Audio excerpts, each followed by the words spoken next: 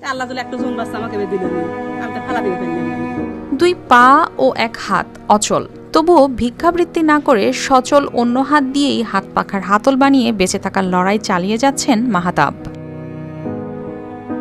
এই বয়সে নিজের ঘরে একটু শান্তিতে থাকার কথা থাকলেও স্কুলের বারান্দায় হয়ে উঠেছে তার ঠিকানা। সিরাজগঞ্জের তাড়াশ উপজেলার ভাটরা শেখপাড়া গ্রামের মাহাতাব হোসেনের বয়স এখন 60 বছর।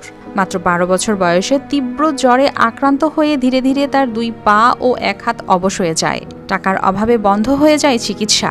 একসময় বাবা মায়ের মৃত্যুর পর ভাই বোনদের অবহেলায় পৈতৃক ভিটাও ছাড়তে বাধ্য হন তিনি।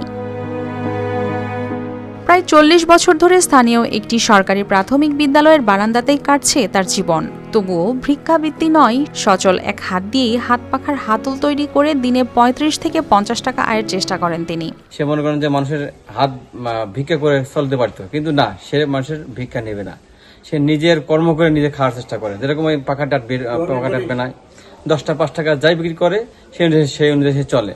প্রতিবেশীদের মতে একজন নারী প্রতিদিন তাকে খাবার দেয়া থেকে শুরু করে যাবতীয় কাজ করেন।